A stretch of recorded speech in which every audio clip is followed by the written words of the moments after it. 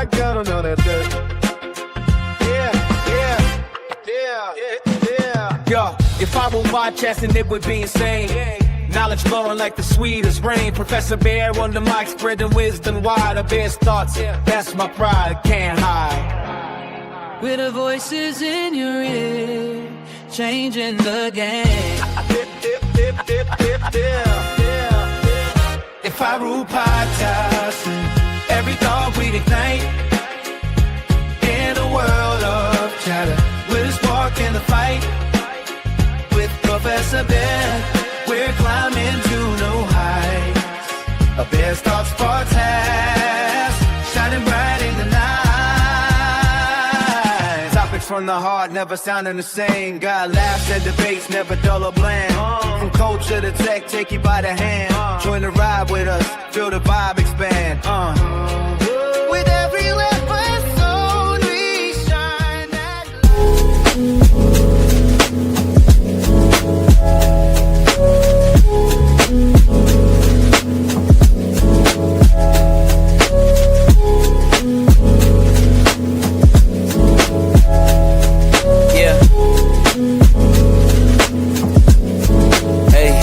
beginnings on the cusp. Not too old to adjust. Old dog, new tricks. Remember, I was just a pup. Something dirty in my cup. Clean soul. So tune in, don't miss what we got to share. If I rule podcasting, I spread the love everywhere.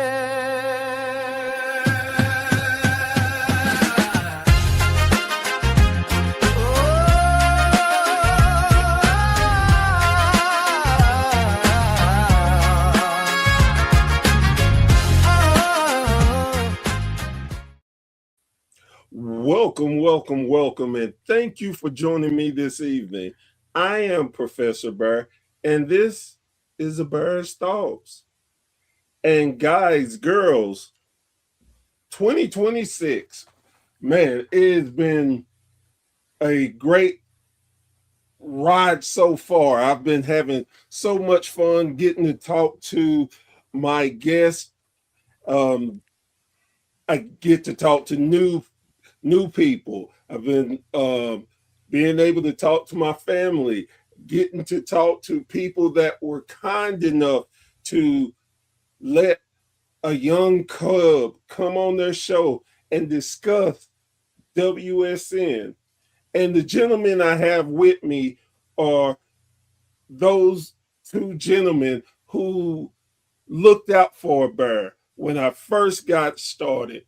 And I wanted to show some love and support for them for being so kind to me. So with that being said, we have the Opinion City Podcast. Guys, how are y'all doing this evening? Yo. Oh man, we're kicking it, man. Yeah. I'll tell you what, that intro music you got going there, man. I'm over here jamming away. Yeah, that stuff's some good stuff. That's good. That's good. Love it.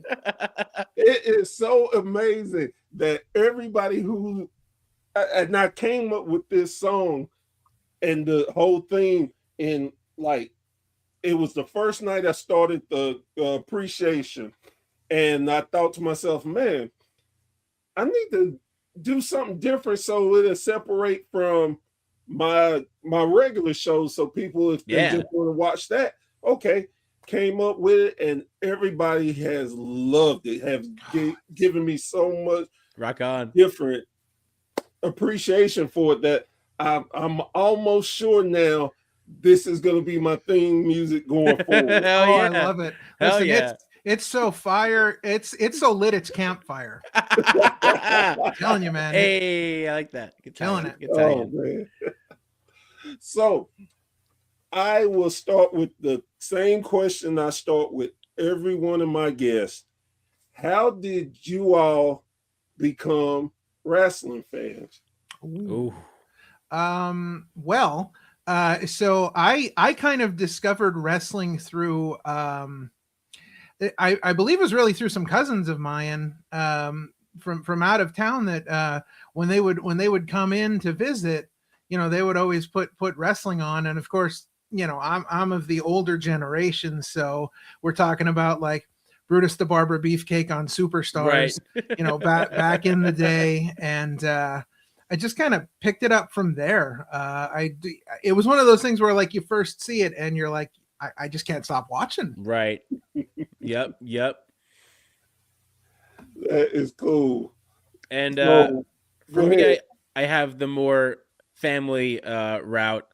More so like my brother watched it when he grew up, and I sort of started watching it with him. And then I vividly remember seeing Kane's debut, and I was sold. That was it. Yeah. It is, and as we talk off camera,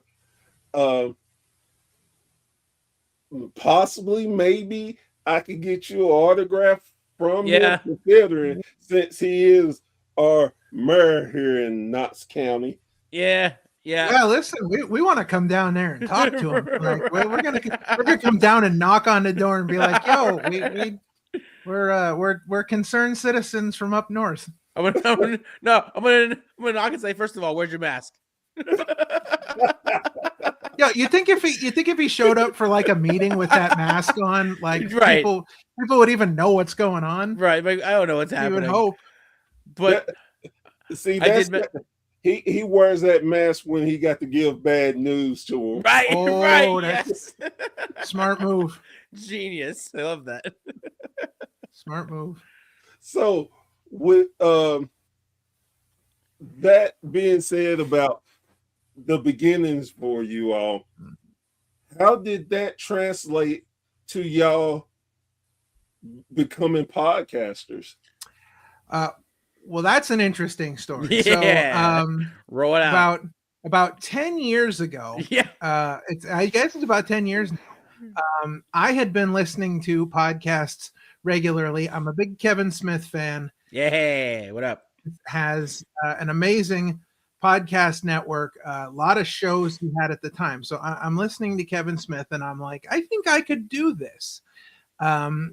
So I came up with the idea. I thought, well, I don't know anything about podcasting. I don't even get started. Yeah. So I have to thank one Colt Cabana for being the inspiration here, because for his 300th episode of his podcast, The Art of Wrestling, he did an Ask Me Anything. And one of the questions was, what kind of equipment do you use for your podcast?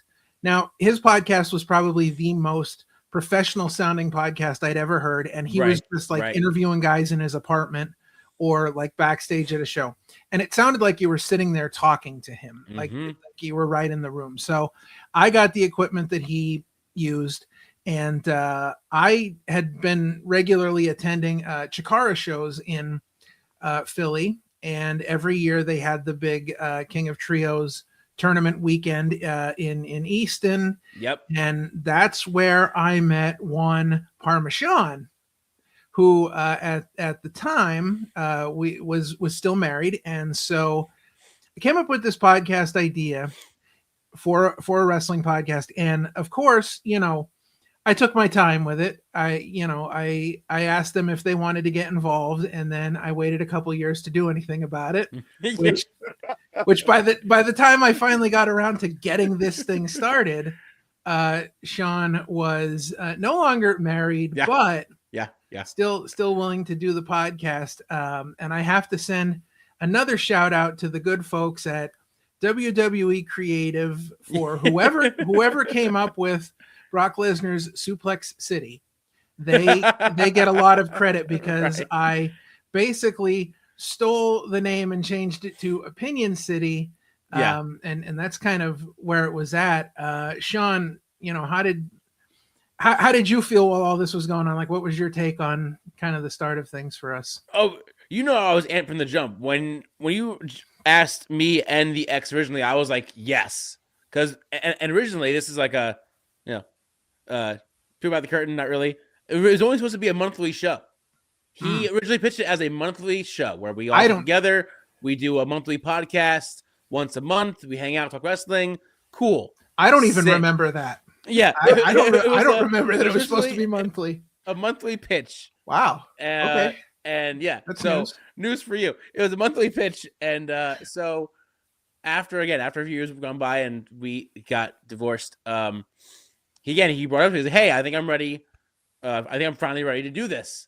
If you are still down, let me know. And I said, heck yeah, let's do it. And literally, I remember because it was funny. We did the first episode. We recorded it early on before we found StreamYard. Early days Discord. Before we even had video yet. We were just audio. We didn't do video until like episode 14. Yeah, and then that was the all-in, first ever all-in AEW post show live. That was like our first like live episode. But so yeah, after the first episode, he was like, so like, see you next week. I'm like, yeah, let's do it. See you next week. Like, all right, let's do it. Like, I just kind of locked it in. Like, see, I remember a lot of stuff, and then Sean fills in the gaps. I've had some concussions, so sometimes it's a little hard for me to remember certain things. But he keeps pretty good at filling in the gaps. Yeah, I try. So, with y'all doing your first episode, have y'all went back to listen to it to see how y'all? Oh yes. There's so many times that me and Ralph will like have a talk, and I'm like, "Yo, do you remember our first few episodes where I didn't have any?" Because he had already had all the setup. I did not. So when he asked me, I was like, "Sure, I can do it, but I don't have microphone. I had no setup." So my first episode or 3 was through these cheap $30 AirPods that weren't even AirPods. They're like the cheap ones. So I sounded like I was in a garbage can for the first 3 episodes. Well, so I mean, I cringe at some of the first few episodes because we're with all the podcasts we do, we're like well over 200 episodes all total. But back in the beginning, we had no idea what we were doing. We were just saying stuff and we were just talking. And to be honest, like it wasn't really good because there was no like structure to it. We didn't know a lot about podcasts. Right. We were just doing it as talking. It went along. So, yeah, I don't like to go back and listen to a lot of those. Although I will say, our very first guest, who was an audio guest, before we did video, was Ultimo Ant of the Colony, and I. Through my years of fandom with Chikara, I made a lot of contacts there, and so very early on, I called in a lot of the people I knew from Chikara and said, "Hey, look, I'm doing this podcast." Yep. That episode, I think, is probably one of our. I mean, I'd put it in our top 10 episodes easily because the conversation. It was a great conversation. Was so good, and it started the biggest running gag on our entire show, which. Our moose reel. Yeah, our moose because reel. Ultimo Ant tells us that in all the years that he's gone to the New England area to wrestle, which is quite frequently for him. He has never seen a moose live in person. And they drive through Vermont, and there is a stretch of highway in Vermont where they are told that more people die from being killed by moose than anywhere else in the country. Yep. And they drive up and down this thing and they can never see one. So it becomes this running gag every time we talk to somebody that we know is in those areas where moose supposedly live. We bring this up, and we have yet to find anybody who has seen a moose in the wild. Somebody has seen one in a zoo, but nobody's. We don't have any confirmed concrete evidence. Yeah, Jack. But that interview, I feel like that interview really was a turning point for us because it I feel like it set up our conversation style. Yeah, because it really, I think we sound like we felt more at ease. Right. And we were just having a friendly conversation with somebody, and that kind of carried over to the rest of our episodes. So I am a big believer in not going back to listen to my stuff either. You'd be right. Hate the sound of my voice. Smart. I hate it. Now here is fine, no problem. But when I go back and right, yeah, I'm not about to do that. Unless I have to have a real purpose on going back to listen Sure. to something. Absolutely. Yeah. Absolutely. Uh, so, what sets you all's podcast from anybody else's podcast? Ooh, good question. I like that question. And I think, a lot of podcasters, and this is nothing bad, it's not the wrong thing, but a lot of podcasters take themselves seriously. Maybe sometimes a little bit too seriously. We sort of dial that back, and at the end of the day, we just want to introduce you to an indie wrestler, whether they're new or not, have a fun conversation about wrestling and about the person that you know who they are, and 3, at the end of the show, they get to pick any topic, and I mean any topic they want, top 5, and run it down, and that shows kind of their more personal side of them about maybe what they're passionate about that's not wrestling related. Yeah, I agree with all of that. I feel like our podcast really tries to introduce you to the person behind the wrestler, not just the wrestler themselves. We talk a lot about things outside the ring. Some of these top 5s get real crazy and very personal. I always go back to Monster Factory wrestler Matt Sterling. Matt Sterling told us that he loves to bake. So his top 5 was top 5 holiday pies that he likes to bake. So the gambit of, because we do get some wrestling top 5s, but when we tell wrestlers that it doesn't have to be about wrestling, they usually tend to jump on something that they really enjoy outside of the ring. Right. And then the other thing for me that I think really sets us apart is positivity.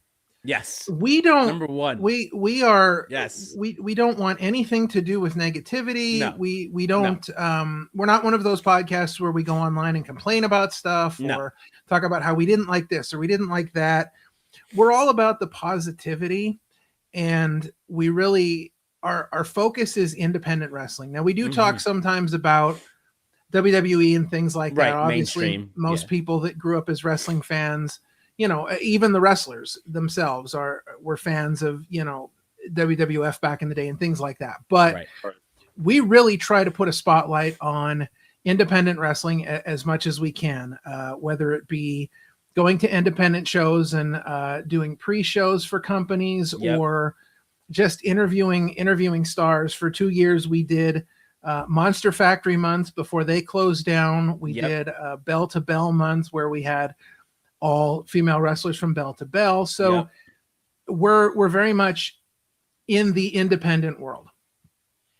That is a good thing to hear. I'm a big indie guy, and I love to give guys and girls chances to build up their audience. If they don't have a lot of practice with doing podcasts, I don't mind them coming on my show. It's one of those things that it's in this old wrestling saying, but leave wrestling better than you found it. Absolutely. And I'm a true believer in that, to help other people. Of course, as a podcaster, I want to have different things, but in the end, it's not about me, it's about my guest. Right. And speaking of which, what I made a perfect segue to this, because I didn't do it earlier, up in the corner, guys, girls, you see a QR code. That QR code is for these gentlemen's YouTube page. You need let me rephrase that. I would like you to go visit this, and I'm telling you right now, you will. When this interview's over, come on. You will go find their good work there, and hopefully you'll become a fan of theirs too. So please take a moment and check out their page. Now, thank you. Oh, no problem. As a wrestling fan that y'all are, what would you say if you got tickets? Let's just say somebody's giving tickets away. Mhm. You got WWE, you got AEW, and you got indie shows. Which one you go into and why? Ooh, Interesting. Ralph. Well, I think for me, I've been to a lot of indie shows. I've been to WrestleMania twice now.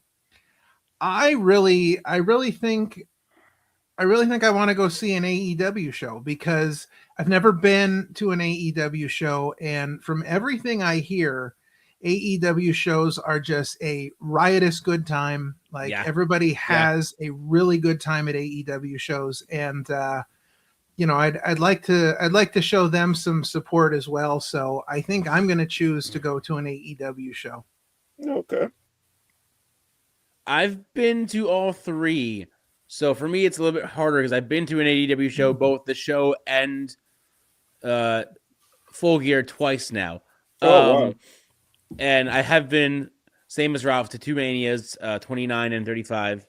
So for me, and for as many indie shows as I've gone to with the podcast, even before the podcast existed, I still love going to a good indie show, man. It's just something about that intimacy, that closeness, being like right there next to everyone, and everyone's just having a good time, and everyone's involved in some way. Sure. Like just being at, like, with me and Ralph going to the Royalty shows, Power Pro shows last year, and how for Royalty it was like their first big year as a promotion, and every show ended up getting a packed house every time, and the crowd was so into everything, and that's what I love, is when the crowd is just as hype as you are. Like, yeah. So what I do when I go to the indie shows, I generally will close my eyes and just listen for a few minutes. And if I truly can't tell by the crowd's reaction to things, and I'm thinking I'm in an arena, I know the crowd is hot. I Right. know that the wrestling is on par. They're doing what they're supposed to do. Absolutely. And the intimacy that you were talking about, I enjoy that.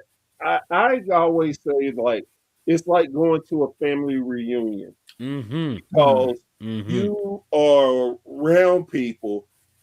You may not know them, but you know them. Right. And if, say, you missed a couple of shows, when you come back, you got people, hey, man, I'm glad you're back. Everything Right. okay? You sure? We were worried about you because we know you don't miss this many shows, so we figured something was going on. And it's just that atmosphere that really, and it puts me in a mind of back when I was a kid. My father used to take me, my brothers and sister, to wrestling all the time. And it's so much of my love for wrestling came from the indies, or at the time small territory. Yeah. And man, to this day I love going to an indie. Now, are there the ones that Jim Cornette called mud shows? Yes, there are. But Oh, no. not every indie is garbage. Just like True. not every big promotion is great. True. It's a balance through everything. Right.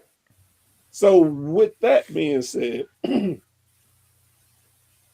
what is, well, no, not what, but who is the person that is on your radar for 2026? Ooh, that's a good one. Is this like indies, mainstream? Anything, it could be Anybody. any of them. Okay. I mean, how many times do I have to say their name? I mean, it's a tough call between both of them, but I think I'm gonna shout out to one because I mean, brother, cousin, brother, our good buddy from North Wrestling, Brother Bedlam. I think this year, man, I think this is one to watch for him. Last year he had a great show out with at Royalty and with his tag team, and even away from it, he's been traveling everywhere. I think this is going to be an amazing year for him. Everyone should look out to and pick up and book Brother Bedlam. Yeah, along those same lines, first I want to send a quick shout out to someone who we've had on the podcast before and has been a good friend to the show. Notorious Mimi looks like she may be getting another shot. Yeah, at, I saw that WWE. So that's Mimi. That's huge. Yeah. So hopefully good things happen for her. But on that same vein, I feel like this person is one good look away from getting a shot somewhere. And that's Harleen Lopez. That was my number 2. That was my number 2. She has been literally killing it. And if I'm giving like a 1A and a 1B, I also want to send a shout out to Journey Burke, who is killing it. She has gone all in on wrestling. Yes. She was a real life lawyer. That was not just her wrestling gimmick. And she gave that up to go all in on wrestling. And I think those two are really going to have big years. And I think if they get the right eyes on them, there's something there. They're gonna end up somewhere. So you made an interesting point that this is her real life. She was a lawyer and she gave that up to live our wrestling dream. Yep. Have you noticed that there has been a lot of people who have other dreams, put it on hold or give it up completely to follow their love of wrestling? Right. And it's so amazing to see how just that thought of, hey, I like wrestling, I love wrestling, but I'm gonna do this. And then you're in the middle of it and you just about there and you're like, I can't live with myself without giving this a try. Right. Is that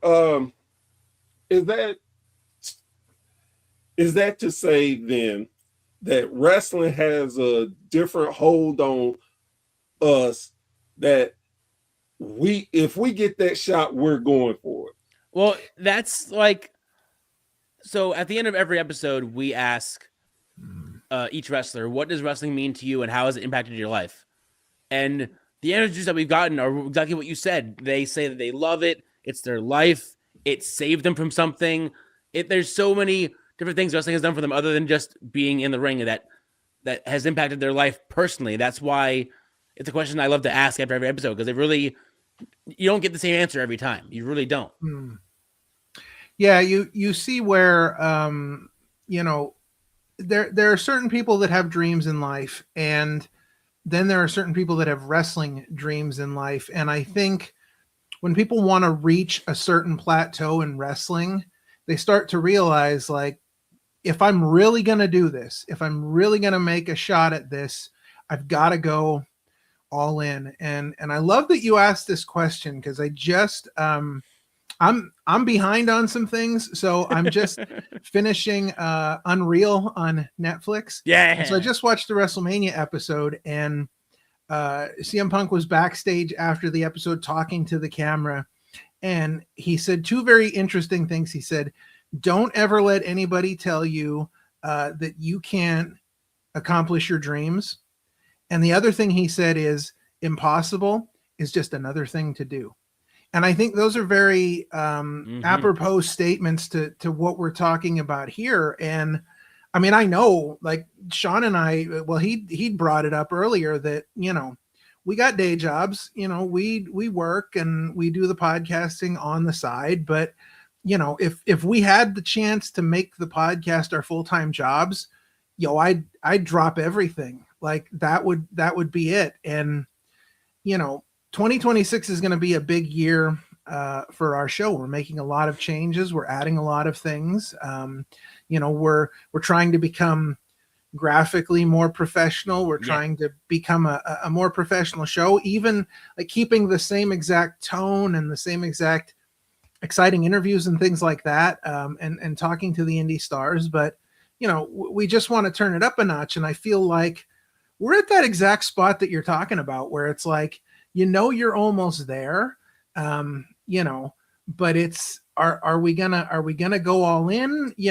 2026 is going to be a big year. It's going to show us exactly where the rubber meets the road.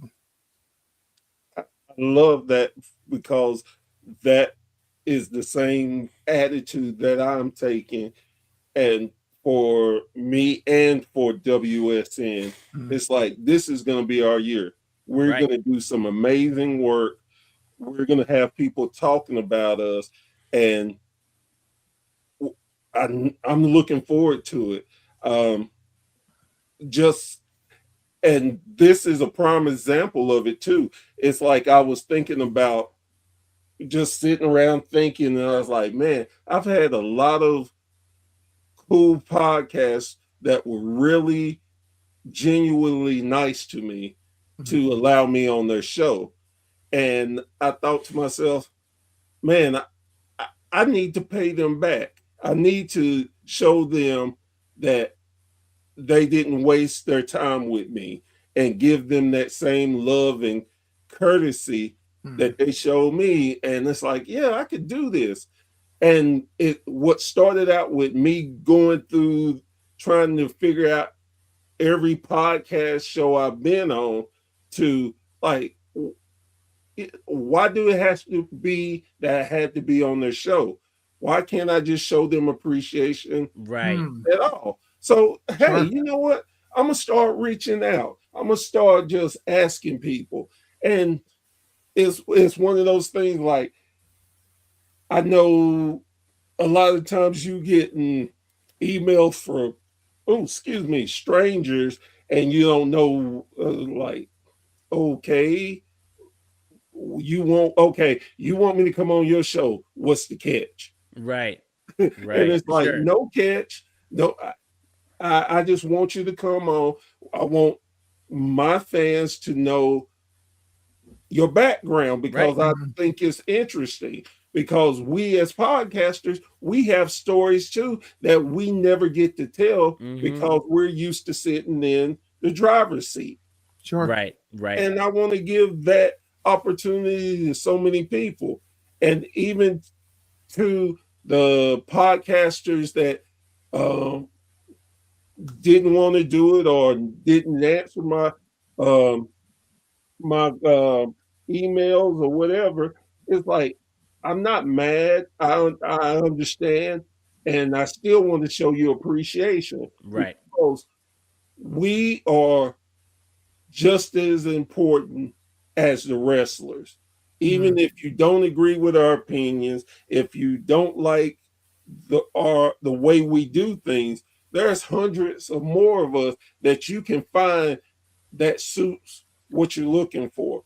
But for me, I want to tell everyone thank you, because sometimes we never hear it, and it's amazing. So it's like, I'm gonna do this, and that was my whole thought process. And I'm like, if I'm gonna do it, I'm gonna do it the best of my ability. I'm just gonna keep getting people. I'm gonna figure out schedules. I'm gonna try to be open. If I got to get up at 8 in the morning to do a podcast, I get up 8 in the morning, whatever. But it's to show appreciation, because again, a lot of times we're not given that appreciation that I think everybody earns. So and that is a perfect segue, because you saying being appreciated. Shout out real quick to one of our family members, if you will, from the Bloodline ENT, if you know who that is.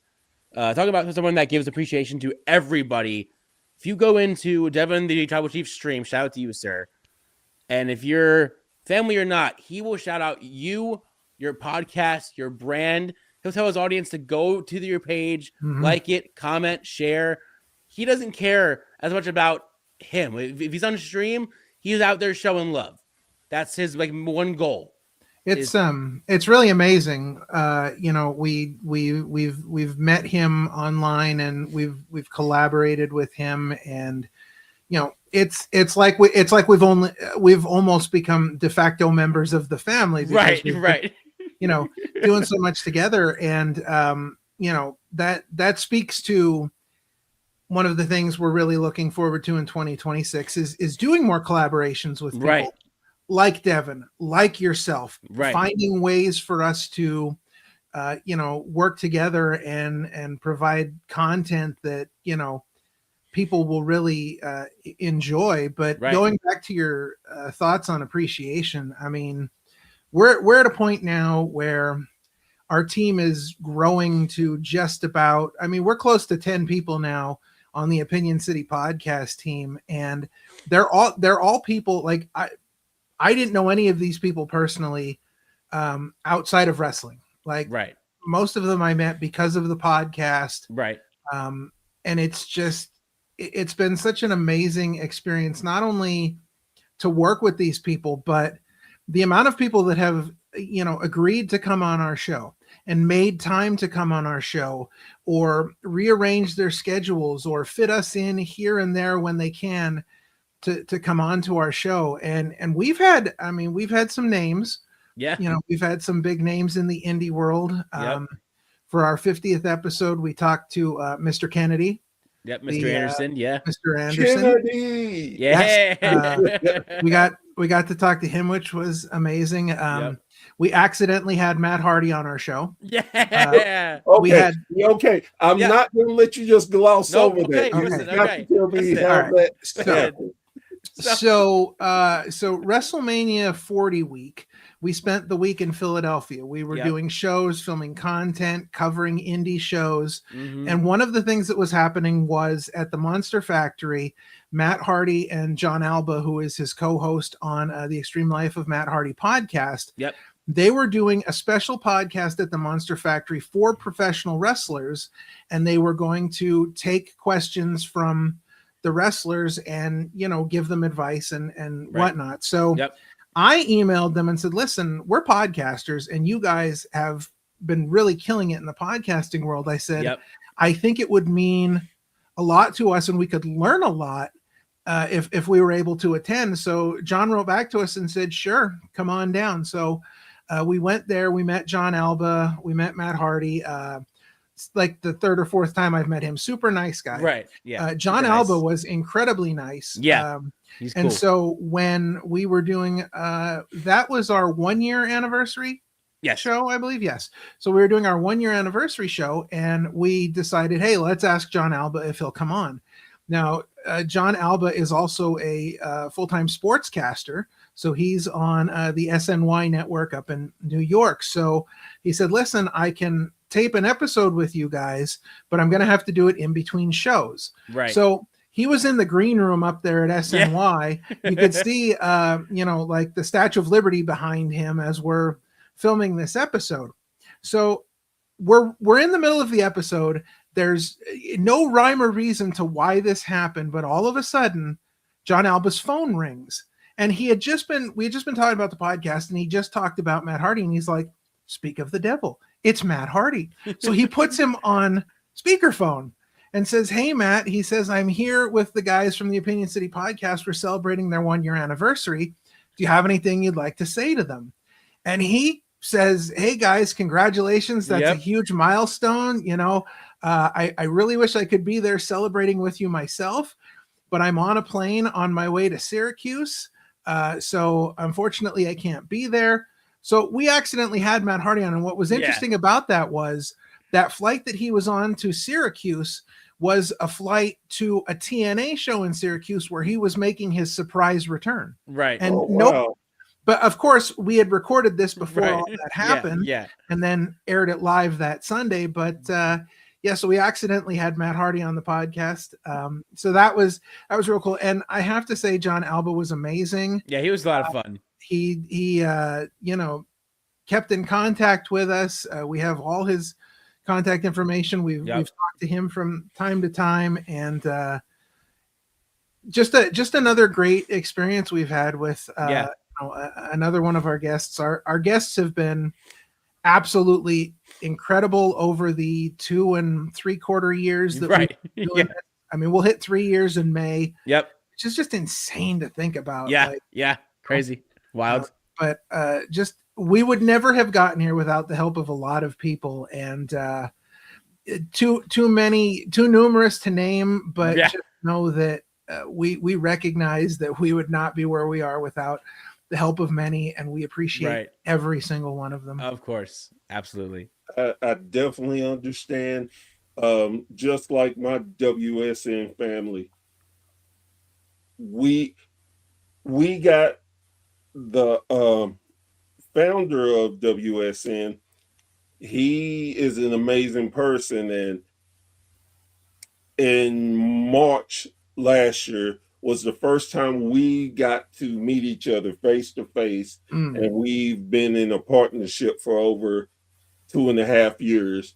So it was an amazing thing, and it was like, wow, this is like family. I'm seeing my family for the first time, right? And it like you said, there's so many people behind the scenes that do so much for us that without them it wouldn't be us. Right.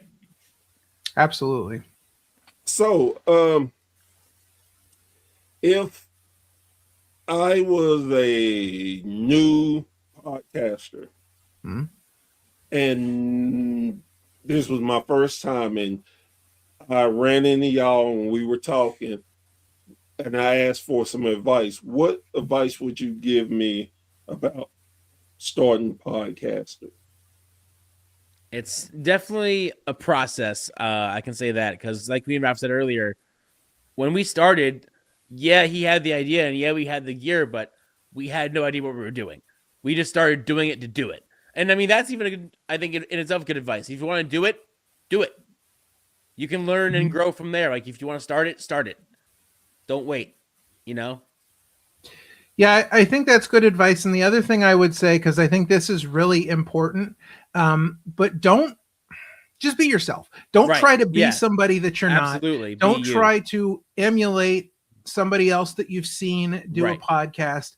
Look, if people are going to enjoy your show, yes, if you have guests, that's one thing that they'll enjoy the guests. If you talk about WWE or AEW and you have an opinion about something, sure, they'll enjoy that. But people are going to come back because they enjoy you as well. Right. And this is something that I think we've learned over time.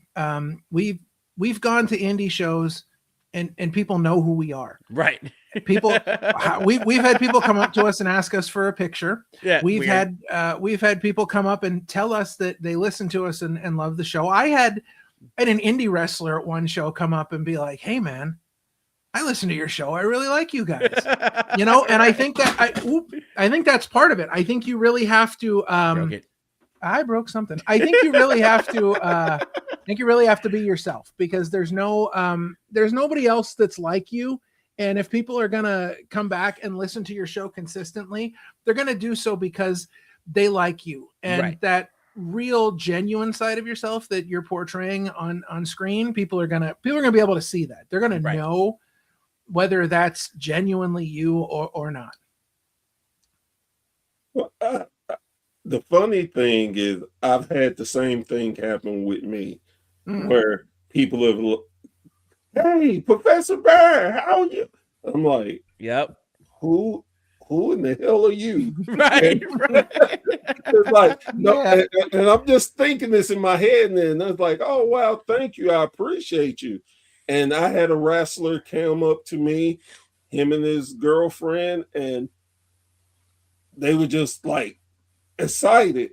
And I'm sitting there thinking, and I even told them this. I said, "You realize we're role reverse, right? Right. Be freaking out because you are you." Right. And I'm the one that should be asking you to take a picture, not you Right. asking Oh, yeah. me. So it's that surreal moment of, man, I'm accomplishing something and people really see it. Right. Um, who has been one of your most favorite guests? Ooh. There's so many. Ooh. Oh God. It's hard because so many of our guests' top 5 is really what makes them stand out. Not that the interviews aren't great, but like the top 5s are so wacky and out there. Like Ralph mentioned Baked Pies, but we had on the indie tag team known as the Outfielders way back, Weber and Shea. Theirs was top 5 sexiest X-Men. Yeah, I mean, who would have thought? Yeah. So it's so hard to pick one, because all of them have been so much fun. I think, for me, just because of their top 5 and where it went, the Battery is a great episode. Okay. So we will warn you. The top 5 was the top 5 things that you may not know about the Battery. Yes. And number 1 was literally one of the craziest stories I've ever heard in the history of professional wrestling. Right. And it could have possibly gotten us canceled. Right, but a little bit. It was out there. You have to go back and watch that episode with the Battery. Those guys were amazing, let me tell you. Yeah. And so the Battery have been around for a long time, big Chikara mainstays. Yeah. And when we interviewed them, of course, I knew both of them from my days as a Chikara fan. Right. And one of the things that they did was they put on the makeup for the show. Full face paint. Full face paint. And, I got to find out eventually at one point what a big deal that is, that, it only takes them about 10 minutes to put the makeup on because they've done it so many times, but it's a big deal for them to do that kind of thing. We've had guests that are a lot of fun, like Puff. Puff was great. An amazing interview because he's a lot of fun. Jeff was fun. Jeff Cannonball was also fun as well. We've had guests that have taken conversations that have gone way out of the scope. Like we had Pete Corvus on one time, and it became an episode all about fast food and fast food restaurants. It was incredible. But one of the people that's one of my favorites, just because we've had him on a number of times. We've interviewed him at different places. And he's just a fun guy to talk to. And if you ever have the opportunity to chat with him, jump at the chance. The legal eagle himself, Drew Gulak. Drew, man. Has been a shout out to Drew. Shout out to all the good folks at Catchpoint. Including Ultimo Ant, who teaches a late night lucha class on Friday nights. But shout out to everybody there. Drew Gulak is amazing. We've interviewed him at a number of shows, and when we had the chance to talk to him on the air, he literally did the interview from his office at Catchpoint, and the back door was open, and you could see Hot Sauce Tracy Williams training people in the ring while Drew's doing the interview. So was. Yeah, Drew was an absolute pleasure. We got him at Royalty Wrestling, and he pulled wrestlers into the interview, and he was just scolded me at the end of the show. Oh yeah, he's a great guy. That's the best part. He's one of my favorites. So when I saw him at the show, so for Royalty Wrestling, the idea is medieval times meets pro wrestling, right? So, and they've been asking us more and more to get more involved. So maybe get the fans to want to dress up during the show. So we dress up, we go there, King is the king, me as whatever I find to put on. I've been a pirate as well. He's been a pirate. I do my thing. But so one of the shows I dressed up, and as soon as the show was over, I went to the back, got unchanged, walked outside, was saying bye to everybody, and Drew looks at me and goes, "Hey, what are you doing?" I was like, "What do you mean?" He's like, Where's your outfit?" I'm like, "Oh, the show's over." I took off. He goes, "Bro, he goes, what are you doing?" He was like, "Always be in gear. Always be ready. You never know if a child comes up to you and sees you. They're not gonna know who you are now. Come on, what are you doing?" I'm off to the side listening to this, pretending like I don't hear any of it, and I just think it's hilarious that But I will say this: I don't think there is a single guest that we've had on our show that we did not have a good time with. Oh no, no. Because we're all about fun. We're all about fun conversations and just having a good time. And our guests, be it first time podcasts, because we've had a number of those, and we have one of those coming up soon. But everybody has brought their A game as far as the fun factor goes. Right. Yeah. Makes it easy to talk to. Right. Makes it easy to have a conversation with people when you're just having a good time. Definitely. So, do y'all do the old wrestling standard that if y'all go out to a show or something, do y'all have equipment with y'all just in case? I mean, when it comes to like the shows that we go to, yes. I mean, I'm not bringing stuff with me to a main WWE show. Right. They wouldn't, let me bring it in anyway because you can't do it.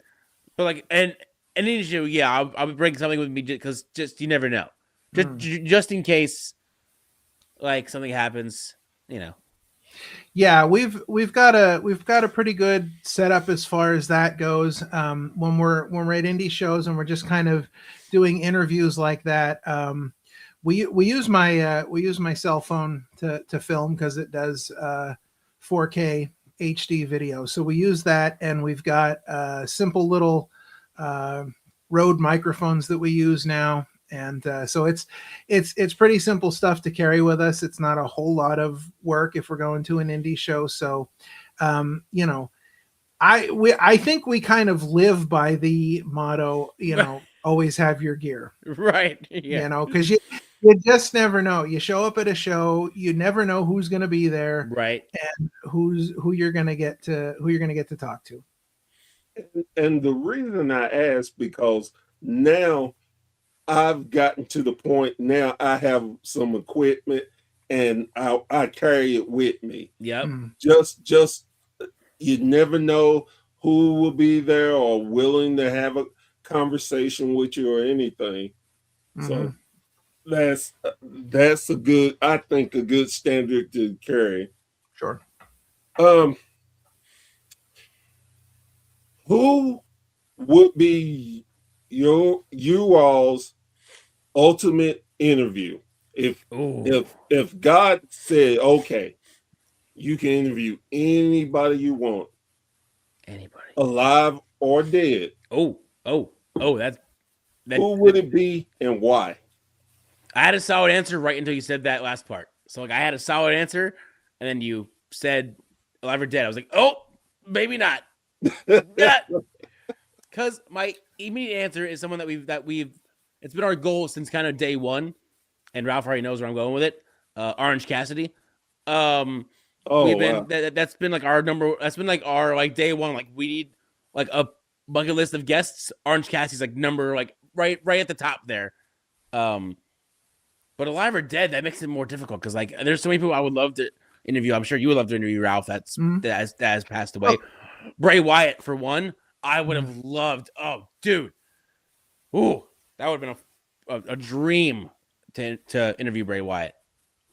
I will say on the Orange Cassidy thing, we have met Orange Cassidy. We have met him. I've met him a number of times. Multiple times. We met him WrestleMania week, and he is 100% down to do the show. It's just getting through the folks at AEW is like is it possible? I mean, it's literally like it's impossible. It's like storming the beach at Normandy. I mean, it is like brutal. So if we can get through those folks, Orange is in. For me, I have an alive and I have a dead choice. All right. My alive choice, of course, anybody who knows me would be Stone Cold Steve Austin. Yeah, because of course. He is just, Yep. He's always been my favorite.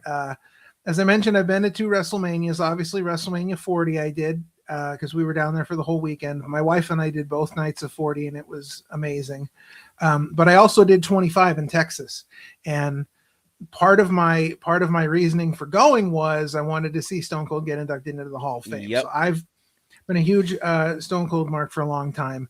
But as far as someone who is no longer with us, I have been, since I was a little child, I have been a Hulkamaniac, and I would love to interview Hulk Hogan. I think that there are so many interesting stories he could have told. Right. And I'd really be interested to talk to him, about his, about towards the later years of his life when he was saved and found the Lord. And I would really love to talk to him about that, because I've seen a number of interviews where he's talked about that. And I think there's a lot of interesting things there, but he's a guy who has lived so many different wrestling lifetimes. Right. I mean, Yeah. the different decades that he's been a part of, the Hulkamaniac stuff in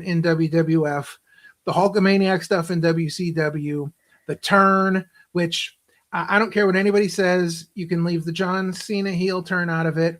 Hogan turning heel was the most surprising thing that has ever happened in the history of professional wrestling, because I really think that that's one that nobody saw coming. Nobody Right. would have guessed. But just I'm a huge NWO fan. Yeah. Yeah. So Oh, yeah. I would have loved to have been able to talk to him about, some of the NWO years and just what it was like to be a part of that. Because there are very few times in professional wrestling where somebody can do something that nobody's really done before, and it was this groundbreaking thing. With that being said, I will say this. Anybody who knows me knows I can't stand Hogan. Yeah. Okay. All right. Couldn't Fair enough. stand him. And this is as a little kid. Got Oh it. yeah. I Got couldn't it. stand him. Got it. And the reason being is I'm from the South. Hmm.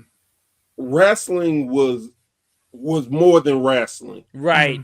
Sure. It's still a real to me, way damn of it. life. And, Yeah. and if you fixed your mouth to say the F word around us, we was gonna probably break your jaw. Oh God. Oh Yeah. jeez. Oh God. That's how seriously we took it. So I was never a Hogan fan, but I would never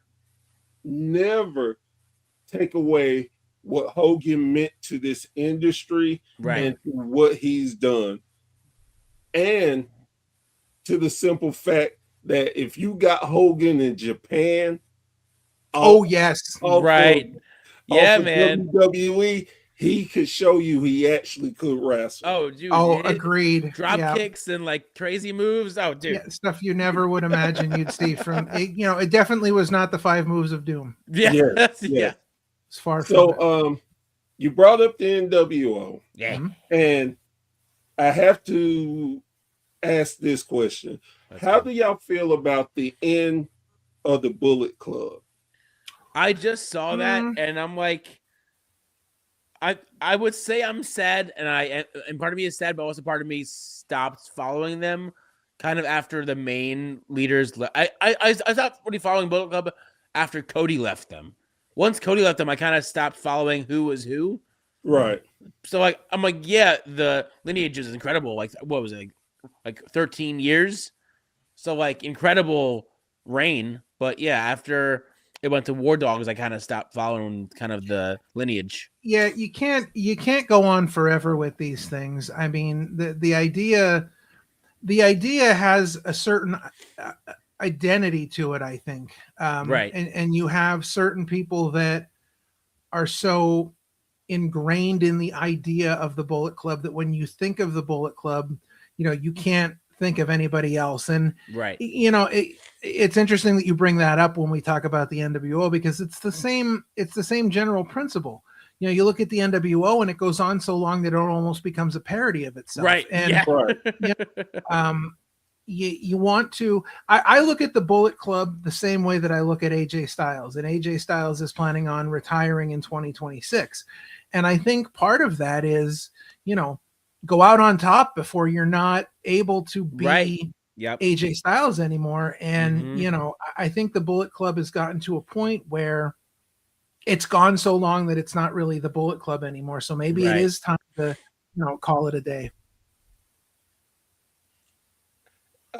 Um, I agree with both of y'all. You can't reign forever. They had a great run, They did.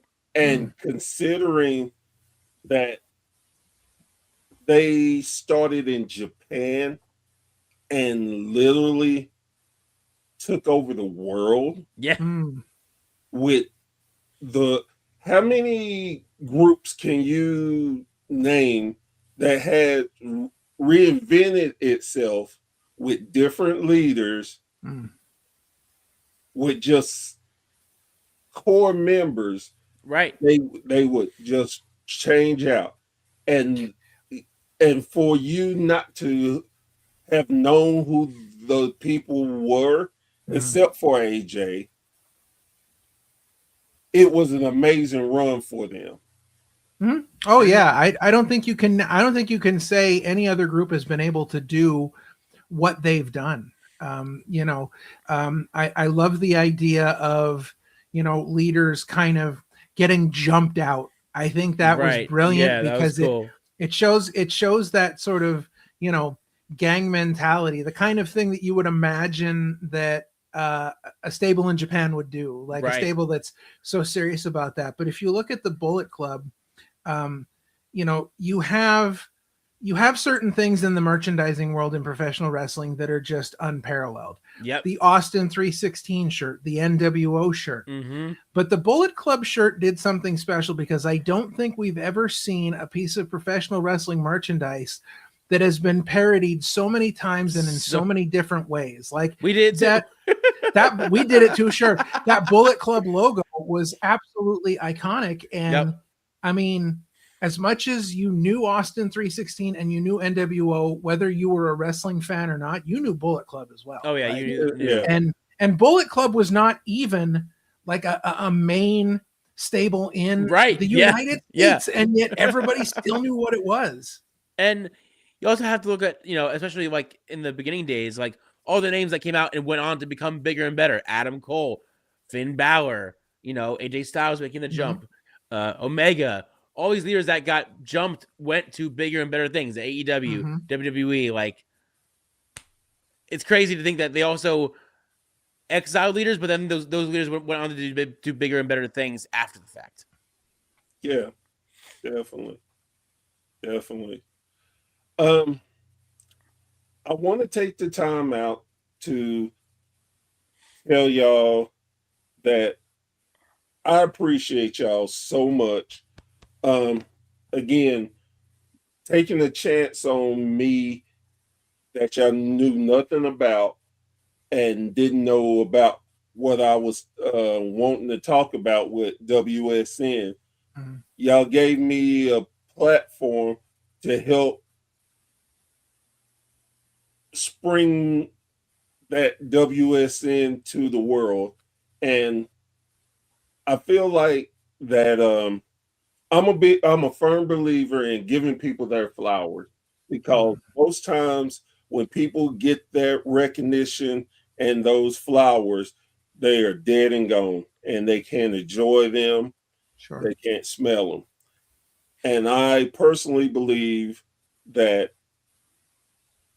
you should give people their flowers when you can, so they can enjoy them. Yeah. And this is my way of thanking y'all and being appreciative for what y'all did for me. And I wanted to give that same courtesy and respect to y'all and let you know that not only your fans, but me and hopefully some of my fans respect and hope that y'all continue growing and continue having the success, and to just again to be thankful for Yeah. y'all. Well, we definitely appreciate the kind words. We kind of look at this as, we've got to take care of our own. So Right. podcasters have to take care of other podcasters, and if we can take the opportunity to shine a light on someone else, I'm all for it. Like Right. it's and I wanted to say this earlier when we were talking about who to look forward to in 2026, and I had mentioned that the people that I had talked about I felt were one good look away from going big time, and I feel like that's where WSN is. I feel like if we can shine a light on that and show that to people, people don't know what they really have there. I mean, WSN is an incredible thing. It's the amount of content that is on there and things that you can watch, and it is such a great platform for professional wrestling. And I feel like if we can just get people to take a look at it, they're going to absolutely love it, because it is such a great thing. And the conversation that we got to have with you, not only about WSN, but about you as a wrestling fan, and learning more about you. That's what we love to do. We love to introduce wrestling fans to new people, to new concepts, to new things.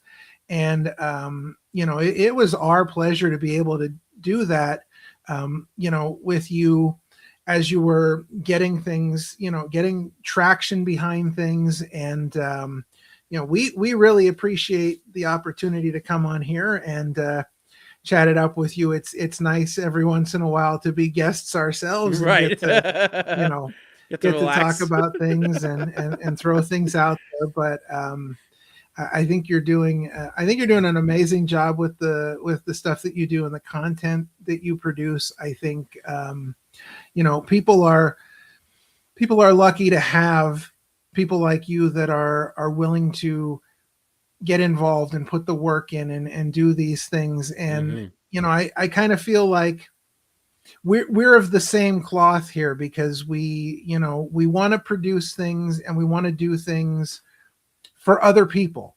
We want to provide content for other people that they can enjoy. Right. Our podcast has never been about the two of us. Like if people enjoy us, great. If people, recognize us, or they like listening to, the goofy things that we end up saying on the show, that's great. And I don't know, I said this on one of our shows. I said, Probably. But if I never got another viewer to subscribe to our YouTube channel, I would be fine with it, because that's not what it's about for us. Right. It's not about, like, sure, we look at these things like anybody else does, right, but like, of course. It's not about the subscribers. It's not about the views, which, by the way, we have a video right now. A wrestler by the name of Kendra Kaida, who is making waves on the East Coast.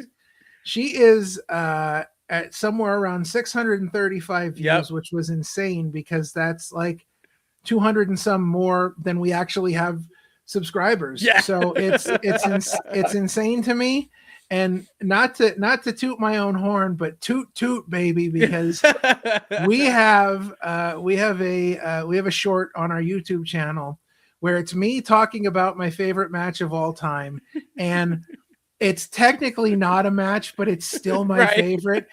It's Stone Cold Steve Austin and Booker T battling in a grocery store. And that short has over 2,500 views. It's the most watched thing on our channel. But again, if I never got another viewer tomorrow, to subscribe, if we never had another subscription on our YouTube channel, I could die a happy man tomorrow, knowing that we're doing something that we feel is, as you said earlier, leaving wrestling a better place than we found it. Right. We have had people, again, that have been first time doing a podcast on our show, and we have had people thank us for giving them a platform to tell their story when Right. no one else would, you Right. know. And we've had some really personal and intense stories on our show. People come on and, you know, I think people feel at ease with us when they talk to us, and Right. I'm vulnerable, and they talk about things maybe they wouldn't talk about elsewhere. Right. Right. And it's just been such an incredible journey for us to be able to do this, because when we started out, you know, we had no intentions of becoming a, you know, de facto home for independent wrestling and independent wrestlers. Like we didn't have our first guest until episode 8. We didn't have our first video guest until like episode 14 or something like that. And it was never our intention to have a guest all the time. It was really, you know, Right. we're going to talk about our opinions, and we were going to do our top 5 things and whatnot. Steamrolled into what it became. And Right. the more we kept getting guests, it was just like, well, every week, with a few exceptions, every week, you know, from like 14 on, we've had a guest. Right. And it's been such a great and fulfilling journey for us. Right. Being able to really let those wrestlers shine and give them a chance to talk about themselves, and not just in like, okay, where have you wrestled? Where are you wrestling? Right. Who have you wrestled that you like to wrestle?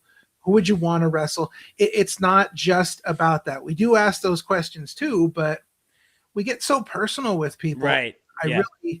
I love that about our show. And I know that when this ride is over, because it's not going to last forever, but Right. I know when this ride is over, I can look back on it and I can say, I did something positive for wrestling. Because Hell yeah. we need more positive people in wrestling. We need more positivity in wrestling.